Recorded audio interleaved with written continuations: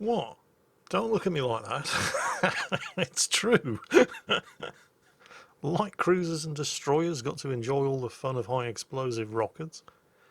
Battleships got to enjoy armor-piercing bombs. There's no reason why heavy cruisers should miss out on the fun too. Hooray for German carriers and armor-piercing rockets. Now everybody gets to enjoy the fun of being dead struck by ships they can't see and can't fight back against. And remember, submarines are coming. Ah, it'll be fine. What could possibly go wrong? Right, yes, anyway, moving on swiftly. Wait, what's that? You're saying he should have just angled? Well, you can angle against 8-inch armor-piercing shells, why can't you angle against 8-inch armor-piercing rockets? Well, I suppose you're right, you can.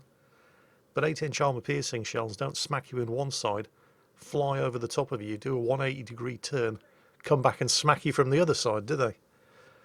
It's not quite the same thing, I think you have to admit. Anyway, I said, moving on swiftly. This... Actually, I'm not entirely sure which server this was played on, so he could be Z or he could be Z, but either way, he's in the British Tier 10 light cruiser, HMS Minotaur. Ah, sod it. British ship, British channel, British rules. His name's Z. Anyway, the Minotaur. I'm sure most of you know what the Minotaur's all about by now. British Tier 10 light cruiser, paper-thin armour, not particularly fast, but very manoeuvrable, and retains power in the turn. Like all of the other British light cruisers, it will actually accelerate rather than slow down in a full rudder turn. In common with other British light cruisers, armed with 152mm guns, but lots and lots of them, and they're all dual purpose. They also work as anti-aircraft guns, and the rate of fire is absolutely obscene. No high explosive shells, however, so if you're farming arsonist medals, pick another line of ships. The armor-piercing shells, however, do have good fuses and improved penetration angles. The downside is that thanks to that paper-thin armour, the Minotaur does take a lot of high explosive damage, and while it can angle against cruiser armour-piercing, and if you're careful in this ship, you will quite happily be able to bounce 152, 203 and even 220mm armour-piercing shells, angling against anything bigger, so battleships, is basically just inviting them to citadel you right through the nose. The Minotaur really does not enjoy being shot at by battleships at all. They either load the high explosive and do massive chunk damage, or you nose in order to reduce the size of the target available to be hit with armour-piercing shells, and then any that do citadel you from the front. There doesn't seem to be anything particularly special about Zed's Minotaur build here, certainly not as far as his consumables are concerned. He's gone with the always reliable smokescreen, instead of the risky option of mounting a surveillance radar instead. Speaking of which, he is radared himself. Not quite sure who that is. It could be the Moskva on the other side of the island, but well, it doesn't matter because everything's on the other side of the island. He's exactly where he needs to be. Maybe the Bismarck could lob some shells over there at him. Oh wow. 2 of his torpedoes have hit something. I think it was the Sovietsky Soyuz who's just managed to go and detect thanks to all of the smoke screens covering that gap. But those torpedoes weren't launched at anything in particular. They were just fired through the gap. The fact that they managed to hit anything is a bit remarkable. Although this Bismarck is seriously feeling the pain now. Oh, and there's the Sovietsky Soyuz. And he's still sailing in a straight line.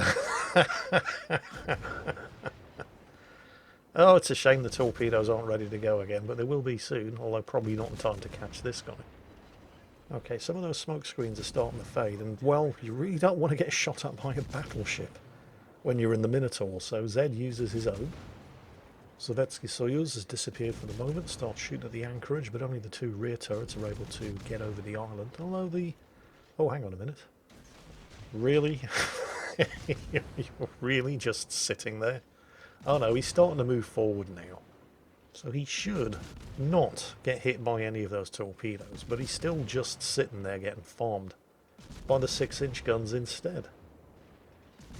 He's up to 100,000 damage now, and it's mostly been at the expense of that Sovietsky Soyuz, who is at least apparently starting to learn his lesson. Now this nice central position here for the Minotaur, with plenty of island cover, does mean that he is probably not going to run out of targets to shoot at. Pretty much everywhere he turns his guns, there's going to be an enemy ship.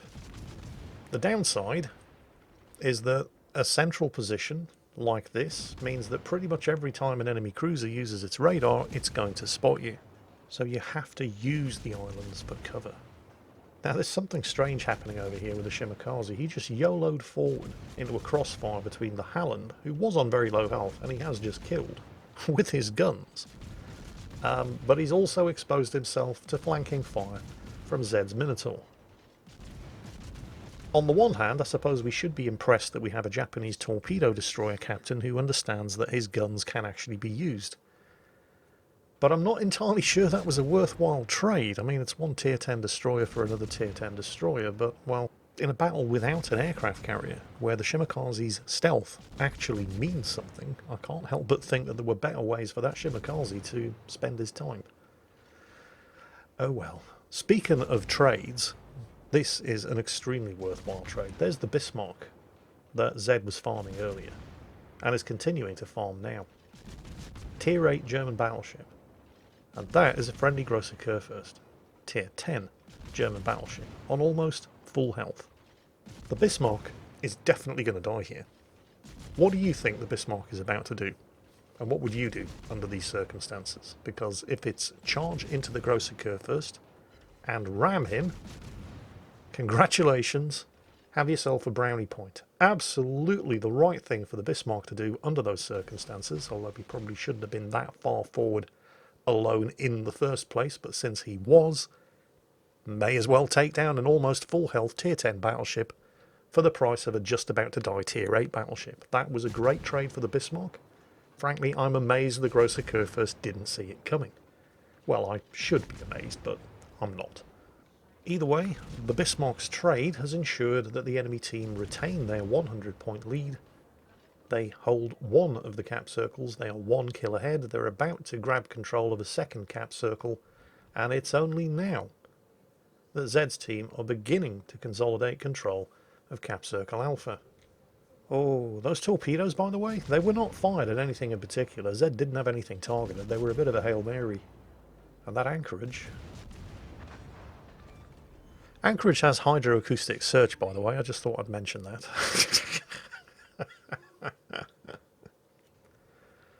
How did he not know? How can you get surprised by torpedoes when you know there's a Minotaur on the far side of this island? Oh, hang on a minute. I think I understand. The Anchorage was a premium ship, wasn't it? You could build it in the shipyard. You could grind through the game and technically earn it for free, completing directives, or you could just be a filthy whale and throw money at it. And, yeah. Suddenly it's all starting to make sense. Well, the enemy team are still ahead, and they do still have a 1 cap advantage, but they no longer have a 1 kill advantage. Oh, that is not good news. The enemy Mogador, French Tier 9 destroyer, has managed to escape. And if he has any sense, he's going to keep his guns quiet and not get detected. There are a couple of cruisers to the south that could have radared him, but, well, he's probably too far away by now. And he's getting further away with each passing second, because that thing is quick. There is no chance that Zed is going to be able to catch and kill him, unless the Mogador does something incredibly stupid. And the fact that he's not shooting at anybody does indicate that he is probably not incredibly stupid. And having a destroyer like that on your flank when you're turning to engage the rest of the enemy team is bad news. Because all that Mogador has to do is keep everybody spotted as they advance to the north from capture point Alpha. And that's what he's doing. Zed is spotted again, so that tells us a couple of things. I mean, the radio position finder is pointing in the direction of the Mogador because he's still the closest enemy ship. And the fact that Zed is detected tells us that he's close. Spotted by the Mogador and targeted like this means that Zed is forced to use another charge of his smoke consumable. It would be a very good idea for him to pop his hydroacoustic search as well, however. The thing about the Mogador... Oh shit, he's radared. Well, there's no point in hiding inside the smoke screen now. But here's the thing about the Mogador. It is capable of stealth torpedoing, but only just. There he is. Its torpedoes have an 8-kilometre range, and with a full concealment build, you can get its surface detection range down to a terrible 7.5 kilometres. And there goes the Hydro. And yep, just off to the side of the screen, definitely not going to hit him. There are the Mogador torpedoes, but the Mogador's guns are capable of doing ridiculous amounts of damage to broadside light cruisers like this. Now, he's got the Mogador, so that's good, but that's not the kind of victory that you can afford to have too often. Look at the damage that he took, which he is healing back. And he has not vacated the smoke screen, despite the fact that he'd been radared. And I think the reason for that is because he realised that it was Moskva radar. And the Moskva's radar has long range, but it only lasts 30 seconds. Now, here's the problem. The Moskva is not the only radar cruiser left on the enemy team. They have a Petropavlovsk as well. So that might have been the Moskva's radar earlier. It could have been the Petropavlovsk's. The issue here, of course, is that because there are two radar cruisers in the middle of the map busy flipping over the cap that the Fletcher just took a hold of, there's the Petropavlovsk. Nobody who could be keeping these guys spotted wants to get close enough to do it because that risks being radared.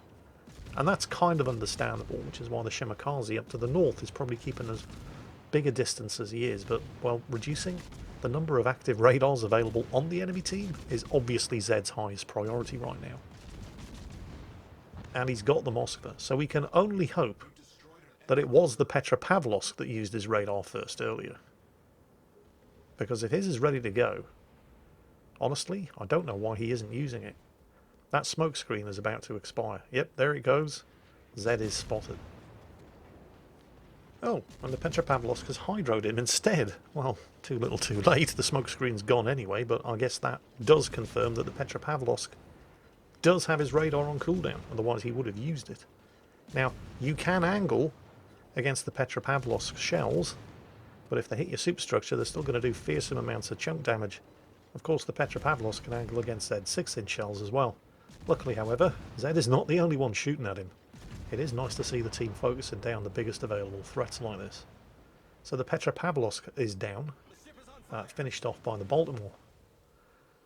With the elimination of the two enemy radar cruisers, the Petropavlovsk and the Moskva, I would dearly like to see that Shimakaze up there on the map being a bit more aggressive, because as it stands in that position, he can't even launch torpedoes because they're going to hit all of the teammates between him and anything that he might wish to target with those torpedoes. But since he's not being particularly aggressive, and since Zed is sitting inside a smoke screen again because he's hit and he's on fire and he really doesn't want to get hit again, we're instead going to have to rely on the enemy team, in this case a Yamato, a Missouri and a Natago, sailing in nice straight lines at constant speeds, all chasing down a lone Iowa and exposing themselves to horrific amounts of flanking fire from this mass cluster of ships up to the north. To be completely fair, if they hadn't dealt with that Iowa, and they did, and had instead turned to face the originators of this withering stream of gunfire, then they would have been exposing broadside to the Iowa instead. So they kind of had to make sure that they took care of the Iowa first, but it didn't take all three of them. Well, it did take all three of them. It shouldn't have taken all three of them. They might have gotten the Iowa, but it's going to cost them a Yamato. And despite being ahead on points, they can't really afford to lose the Yamato, because it's 5 versus 5. When it's 12 versus 12, you lose one ship, you've lost less than 10% of your overall firepower. But when it's 5 versus 5 and you lose one ship, you've just lost 20% of your overall firepower. Probably more, because it is a Yamato after all. And there are plenty of ships in this central cap now. They do stand a good chance of taking it, although the Grozavoy hasn't been forced as far away from the cap, as you can tell by the smoke screen and the torpedoes, as we would prefer. And the cap does keep getting reset. If that Worcester has a charge of radar remaining, now would be a really good time to use it. The Grozavoy's smoke screen is dissipating. Now if we're lucky, he's stupid and he's stayed inside the smoke and he's about to get spotted. But we're not that lucky and he's not that stupid. He's managed to stay undetected. More torpedoes. They could be from the Anago. Zed's got his own torpedoes away. He might get lucky and hit the Missouri, but the Georgia, who's pushing forward, is taking a hell of a lot of damage. He's obviously being focused down. Then again, Zed's team have been pretty good in their focus fire as well. Oh, there's the Grozavoy, spotted on the far side of the island. Nothing Zed can do about that right now, of course. He can't hit him from here. He can continue focusing down that Missouri, though, and hope. And it does look like he is going to turn into at least one of those torpedoes. And that would be good, not just because the Missouri is a very powerful ship. There's one, only the one torpedo, but it has caused flooding. The Missouri is also the last remaining radar on the enemy team, and that second set of torpedoes is going to finish him if the gunfire doesn't first. Unfortunately, they've lost the Worcester, but they have managed to take down the Missouri. The bad news is that the enemy have managed to retain control of Capture Point Bravo. The Worcester was the only ship still inside the cap circle. The Georgia has pushed clean out and through the other side. So the enemy team are still holding on to that very slender points lead. But the Grozavoy is now flipping Capture Point Alpha as well. And he's covered by the islands, so even if the Baltimore were to radar him, it wouldn't do any good. Nobody would be able to shoot at him. The Shimakaze, meanwhile, has chosen now, of all times, to grow a pair of balls and start being aggressive. It looks like he's going after the Iowa. We know where all 3 surviving enemy ships are. There is absolutely nothing to prevent the Shimakaze from slipping up to Capture Point Alpha and flipping it completely unopposed. Instead, it looks like he's trying to chase the Iowa down. But the worst possible means of attacking somebody with torpedoes is from behind. If they're sailing away from you, you have to get that much closer. And they have that much more time to evade the torpedoes because of the slower relative closing distance. The Georgia has definitely pushed too far ahead and is losing a gunfight with an Atago. The Atago is angled away from him, minimising the amount of damage the Georgia's guns can do, and the Atago can just continue raining high explosive down on him. Assisted, no doubt, yep, by the Iowa, who has managed to sink the Georgia. The enemy team are now 200 points ahead and in control of 2 of the 3 caps, the only good news being that Zed has managed to flip this central cap. Assisted, it has to be said, by the Baltimore. But that Grozavoy is going to be coming up from the south, now that he has nothing better to do after having flipped Capture Point Alpha. There goes the Baltimore's radar. He has detected the Grozavoy. And it's here, finally, where the Shimakaze picks the worst possible moment to grow a pair of balls. He's the stealthiest ship in this battle. There is no aircraft carrier to spot him. There is no radar to spot him. So he's decided that the best thing he can do is to close to within spotting distance of the Iowa in order to launch his torpedoes and then start shooting at the Iowa, which means, okay, he's going to hit the Iowa with 2 torpedoes, but it should have been more. He should have been able to sink him, and he's now caught in a crossfire between the Iowa and the Atago. More bad news. The Baltimore just got torpedoed by the Grozavoy. It's 2 against 3. The enemy team of 300 points ahead, so the kill on the Iowa came at the best possible time. Unfortunately, it wasn't nearly enough.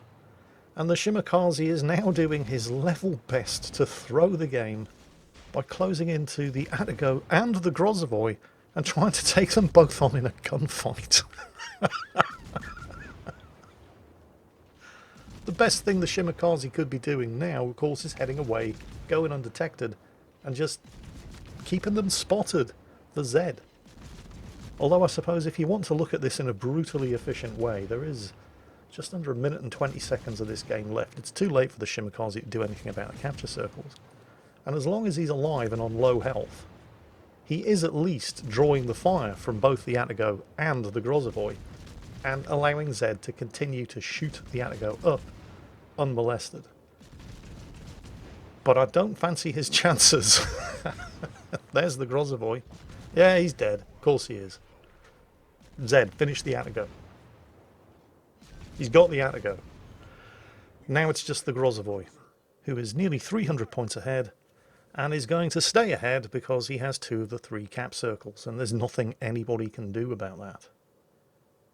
With less than 1 minute of the game remaining, the only thing the Grozavoy has to do to win is nothing. He just has to stay undetected. And he's far enough away, and there are enough islands, that he should have no problems doing that. Gee, it sure would be nice if we had a fast, stealthy destroyer who could outspot the Grozavoy and light him up for the Minotaur to kill, but I guess that was just asking for a little bit too much, wasn't it? Zed desperately shooting. He knows the Grozavoy's looking at him, he's detected. The Grozavoy's targeting him. Is the Grozavoy going to throw? Is he going to get lucky with some blind shots? No.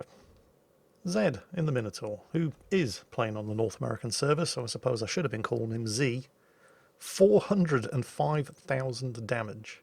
7 kills in a light cruiser. In a game where there were 4 radars on the enemy team. And it's just not enough, is it? Clearly, Zed, you weren't carrying hard enough. Maybe next time you'll learn and stick a broom up your arse, so while you're at it, you can sweep the ocean clean too. Man, what a heartbreaker. Zed, you clearly deserve to win that one. Quite frankly, you were robbed. And on that bombshell, that is it for today. My commiserations, Zed. Everyone else, I hope you enjoyed it, or were at least entertained by it. And as always, take care, stay safe, and I'll catch you next time.